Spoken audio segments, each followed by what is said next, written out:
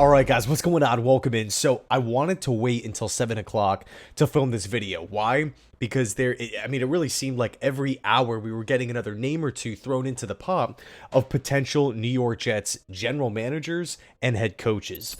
Let's take a look at this long list. I mean, man, what a crazy, crazy day. We'll dive into some of the names individually, but let's start it from the top. We'll go through the head coaches first. So, as we all know, the Jets have interviewed Mike Vrabel, Ron Rivera, and then they've requested to interview Joe Brady, OC from the Buffalo Bills, Vance Joseph, Broncos defensive coordinator, Matt Nagy, the current OC over in Kansas City, Vikings quarterback coach Josh McCown, Steelers OC Arthur Smith, Rex Ryan, that's tomorrow, San Francisco's quarterback coach Brian Griese, the Vikings DC Brian Flores, the Lions DC Aaron Glenn, and then the Texans OC Bobby Slowik. So I gotta be honest, looking at these names here, there's a couple that really fire me up.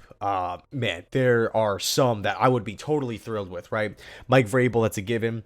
But I would be totally pumped with a Brian Flores. I would be pumped with an Aaron Glenn.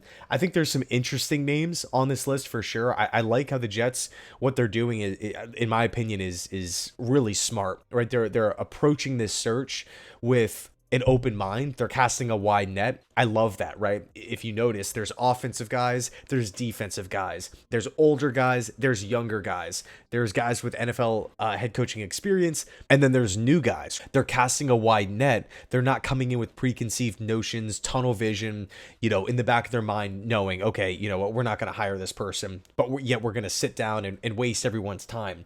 It really feels as though they are doing their due diligence. They want to get out in front of it. I mean, today is day one. The regular season ended yesterday. And how many coaches did we just rattle off? 10, 9? I mean, the Jets are doing their thing here. I love it. So again, Brian Flores, Aaron Glenn, Mike Vrabel, I think to me out of this list stand out. As far as just overall realistic names, I think Arthur Smith is one to watch. This is not me campaigning for Arthur Smith. This is me just simply connecting the dots. Right, what do we know about Arthur Smith? Offensive guy, 7-10, 7-10, 7-10 is 3 years in Atlanta, so he does have that NFL head coaching experience. We know that the Jets prefer that, right? We also know that Arthur Smith wants to run the ball. He wants to control the clock. He wants to have consistent offensive line play.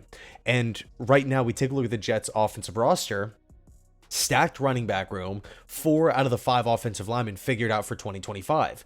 I think that in and of itself is going to be appealing to an Arthur Smith. We also have a question mark at the quarterback position. Is Rodgers coming back? Is he leaving? Will he be cut? Will he retire? No one knows at this point. But there's a guy that's set to hit the open market that knows Arthur Smith well, that's performed well in his system. He's been coached by Arthur.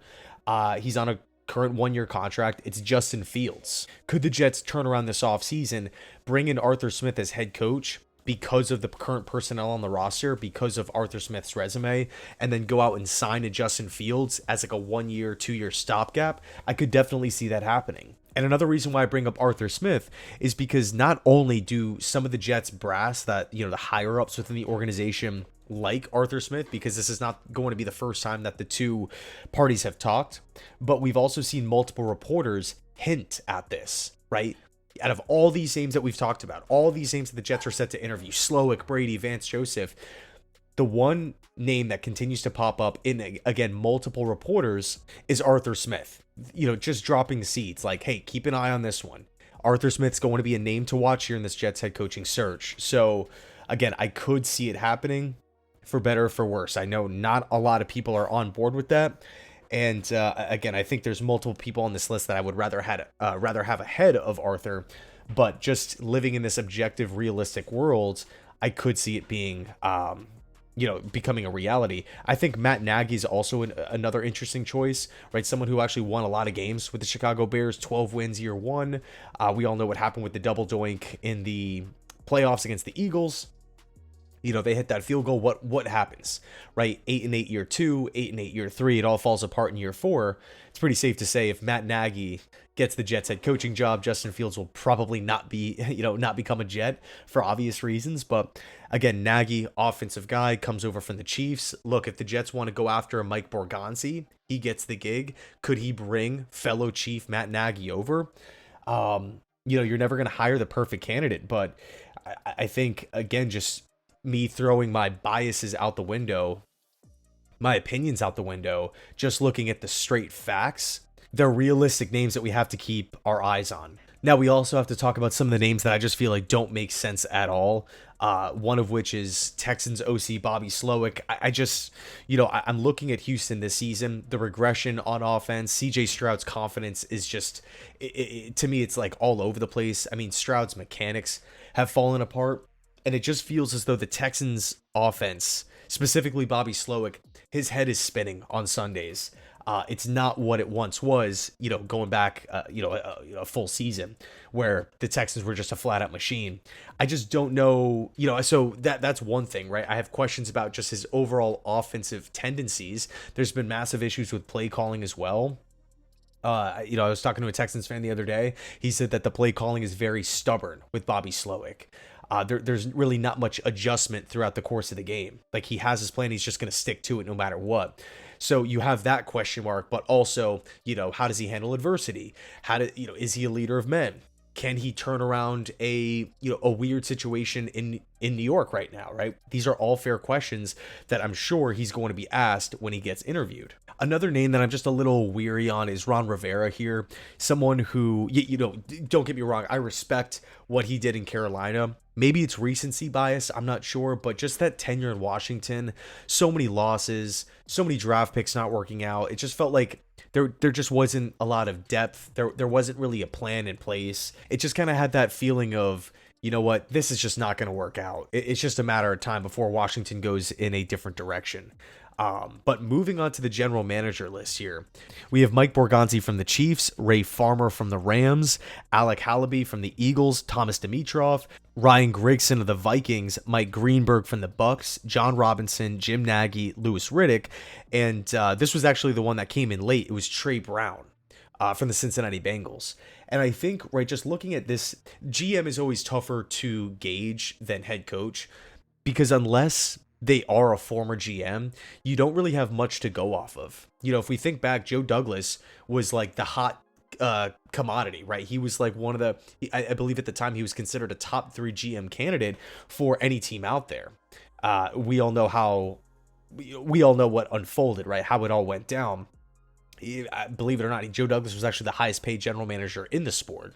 So, it's again, it's tough to predict these general managers and what they're going to do when they get elevated to a full-time role. But for some of the guys on here, the Jon Robinsons, the Ryan Grigsons, the Ray Farmers, Thomas Dimitroff, it's easier to point at their resume, right? How did those teams perform? How were those teams draft classes? How were those teams cultures?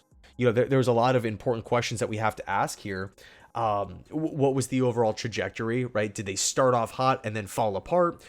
Was it all just kind of mediocre and average and it just didn't really work out, so the team moved on? But I think from this list, the names that get me fired up, Thomas Dimitroff, I gotta be honest, Ryan Grigson is an interesting option. I'm not the biggest fan of Grigson, but I think if he gets the GM job, he has those direct ties with the Minnesota Vikings. So, essentially, and by the way, there's rumors that Brian Flores and Ryan Grigson are really close. So you got to imagine, if Grigson gets the job, Flores is probably going to be the front runner. And the Jets also are going to take a look at Josh McCown, the current Vikings quarterback coach and obviously ex-Jet, someone who's been a part of numerous teams. Is someone who's like, he knows offensive football through and through. Could he be a potential option as offensive coordinator if Flores and Grigson come over? Again, just trying to connect the dots. We already talked about Mike Borgonzi potentially adding a Matt Nagy from Kansas City. There also seems to be a lot of smoke surrounding Mike Greenberg of the Tampa Bay Buccaneers, and this is someone that we talked about around 2 months ago. And just being down in Tampa, there is a big Mike Greenberg fan base, believe it or not, right? Yes, of course, he's not the general manager. Yes, of course, he's not, in the war room making all the draft picks. He's considered more of the financial guru, the financial genius. But I mean, man, you take a look at the turnover rate in Tampa. It's not that high. right? You're looking at the contracts. There's some pretty big contracts, but yet it all works. Vita Vea, Tristan Wirfs, Mike Evans, Chris Godwin, Baker Mayfield, Winfield, right? He just got a massive payday at safety. Levante David, long-time, all-time career Buck. And the list goes on, right? The Bucks are a well-oiled machine. They just continue to run. They know what they're doing, and Mike Greenberg has a big part of that. But supposedly Greenberg grew up a Jets fan, and he's from the area. He's worked with Tannenbaum before in the past. I think I would say right now Greenberg is probably one of the favorites. And look, yes, of course you can argue, well, Greenberg doesn't have a background in scouting, which is fair. But that's why a front office is massive. He can go out and bring in, let's just say, a Louis Riddick, or one of these other, front office execs that have that experience. He's going to be coming over from the Tampa Bay Buccaneers, a team that you constantly feel like they make all the correct decisions when it comes to personnel choices. I think the two names on this list that just make me a little nervous. Number one, Jon Robinson. Just really looking at how those Titans teams were left after Robinson was fired. No depth. Positions weren't replaced. Everyone, always talks about the AJ Brown trade, but aside from that, what was the deal on the offensive line? It just felt like guys were getting hurt, and that was just the end of it. It's just like, well, my job's done. Yes, Jon Robinson drafted a ton of good players. Kevin Byard, A.J. Brown, Derrick Henry, Jeffrey Simmons, Harold Landry. There's tons of good players. But in the end, he was fired for a reason. Titans fans wanted him out, and he just wasn't all that effective after those draft class. It really felt like after the Titans started losing players, whether it be through free agency or trade or injury, that was just the end of the era. That was just the end of the Titans. They just didn't have any answers at all. And some very questionable draft picks in the late tenure of Jon Robinson. And then Ray Farmer with the LA Rams. Yes, of course, the Rams are a well-ran franchise, but just looking back at the time in Cleveland, it just wasn't great. I just disagree with a lot of things that Browns front office did. And when he was let go of Cleveland, it was just time. I felt like the Browns fan base really rejoiced when Farmer was let go, unfortunately, right? Obviously you want all these guys to do well and have success, but Ray Farmer to me is just someone who it just doesn't get me all that excited, but who knows how it's going to play out. Let me know your thoughts down below in the comment section. I'm assuming more news is going to be breaking tomorrow at some point. I wanted to wait as long as I possibly could without it being too late, because I wanted to try to stuff as many names onto this list and get the facts out there. So anyway, let me know your thoughts down below. Thanks so much, and as always, go Jets.